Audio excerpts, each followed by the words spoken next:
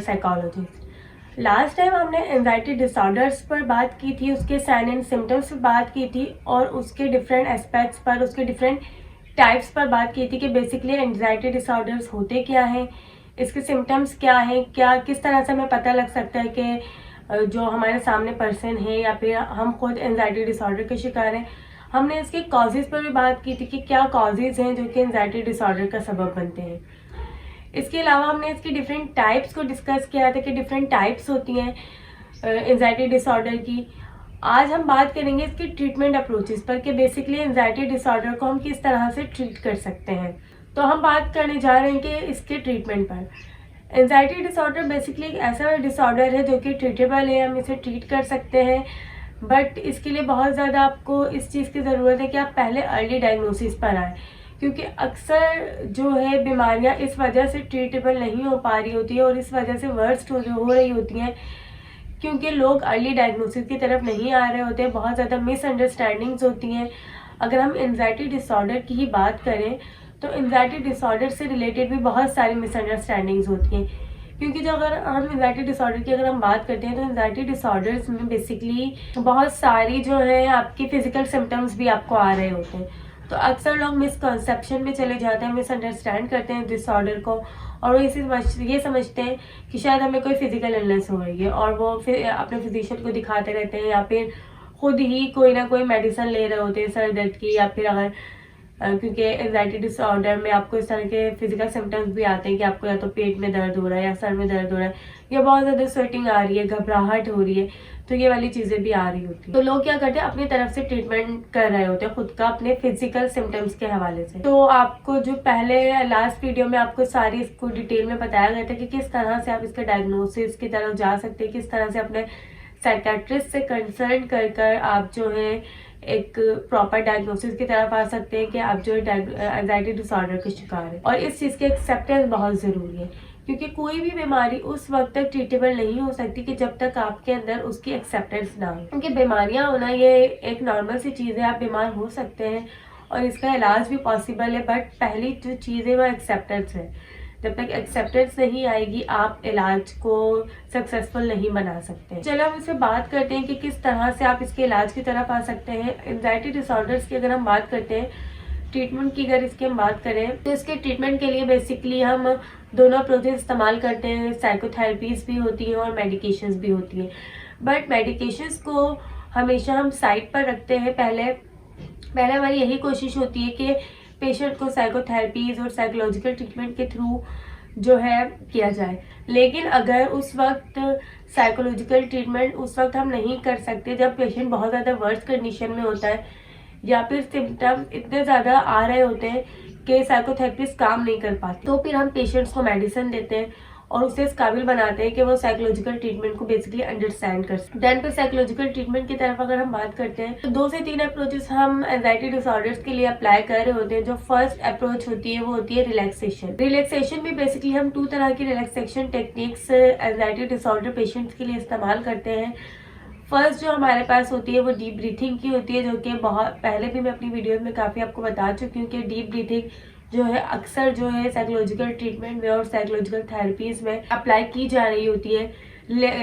Deep breathing में basically यही होता है कि आप बहुत ज़्यादा गहरी सांस लेते हैं अपने अंदर और उसे बाहर निकालते हैं। इसकी एग्जाम्पल आप इस तरह से ले सकते हैं कि जैसे आप एक बलून को ब्लो कर रहे हैं और ब्लो करते वक्त जो एयर होती है वो आपके माउथ में बाहर आ रही होती है और फिर आप उस चीज़ को अंदर भी लेते हैं। मतलब इनहेल और एक्सहेल का बेसिकली आपने प्रोसेस करना होता है।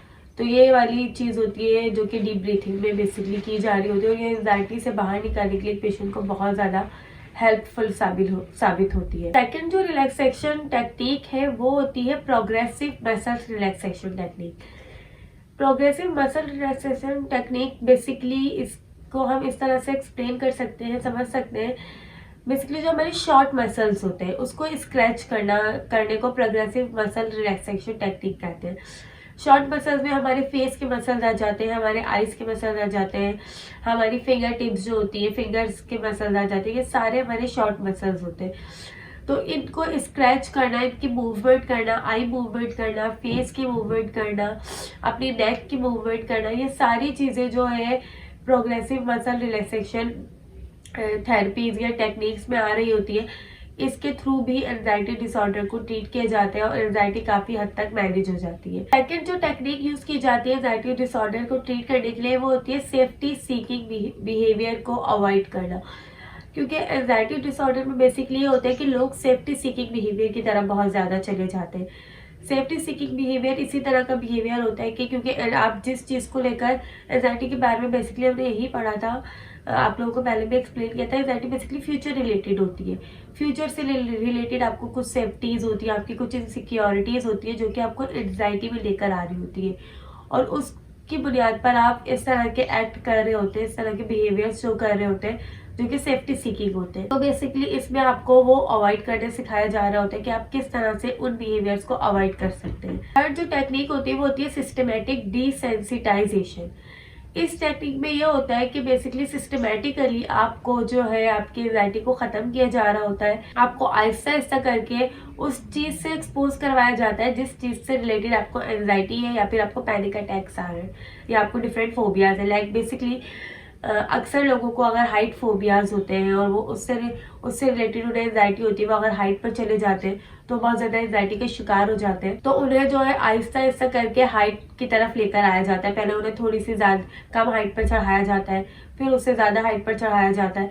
तो इस तरह करके आहिस्ता आहिस्ता करके उन्हें सिस्टमेटिकली उनकी जो एंजाइटी आ रही है उस वजह से उसे डिसेंसिटाइज किया जाता है इस टेक्निक के थ्रू। फोर्थ जो लास्ट हमारी टेक्निक हम यूज कर रहे होते हैं साइकोलॉजिकल टेक्निक्स, वो होती है कॉग्निटिव थेरेपी। बेसिकली थॉट्स पे काम किया जाता है, क्योंकि एंजाइटी जो है डिफरेंट थॉट्स ही ऐसी होती है जो कि आपको एंजाइटी में लेकर आ रही होती है। फ्यूचर से रिलेटेड आपको डिफरेंट इस तरह की थॉट्स आ रही होती है। साल के तौर पर अगर आपका पेपर है या फिर आपको किसी इंटरव्यू में जाना है तो आप उसको लेकर बहुत एंजाइटी में होते हैं, तो आपके उन थॉट्स पे काम किया जाता है कि इट्स नॉर्मल कि अगर आप किसी इंटरव्यू के लिए जा रहे हैं या फिर आप किसी एग्जाम के लिए जा रहे हैं तो इट्स नॉर्मल, आप उसमें नॉर्मल रहें और अपनी एंजाइटी को दूर करें। तो आपके थॉट्स पे काम होता है, और जो नेगेटिव थॉट्स आ रही होती है कि कहीं ऐसा ना हो कि मैं फेल हो जाऊं या फिर मैं इंटरव्यू क्लियर ही ना कर सकूं, इस तरह की थॉट्स आ रही होती है जो कि आपको एंजाइटी की तरफ लेकर आती है।